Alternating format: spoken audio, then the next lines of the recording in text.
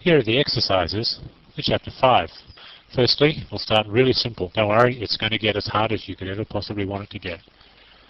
Create a program that prints all the numbers from 1 to 100, each on a line by itself. Okay, well, I think sure you can figure out how to do that.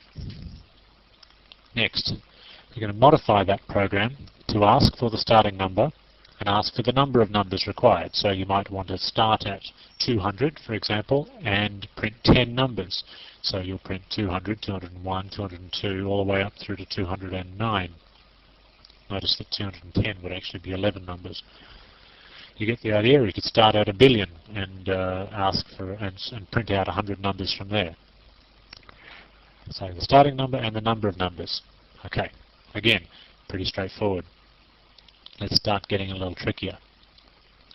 Modify that program to print a list of the divisors for each number.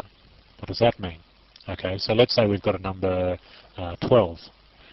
A list of divisors for that number is the list of numbers that will evenly divide into 12.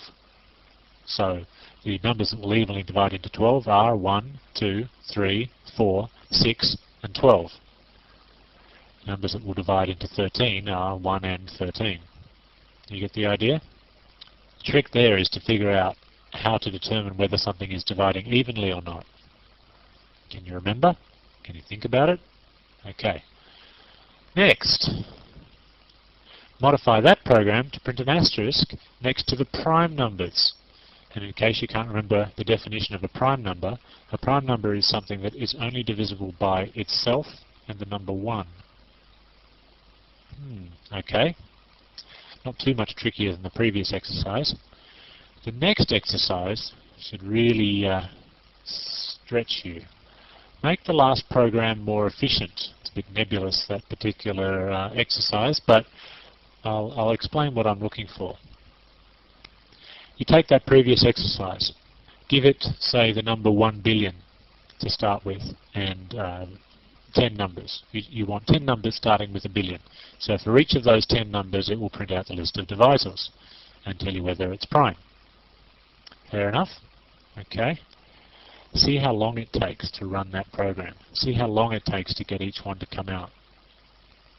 I can promise you it will take a very long time, longer than you would want it to take. So I'd like that program to go more efficiently, much more efficiently, orders of magnitude more efficiently. I want it to run much faster. Can you do it? Okay, that's the advanced exercise. So we've got 5 different versions of that program. Finally, there's no more. There's no more on that particular one. The project exercise is to modify the project. There's not much to do in this particular exercise, just to force the user to enter an A or an S to determine album or single. And we're going to use a forever loop and a break statement, just like we used already in the exercise that we looked at.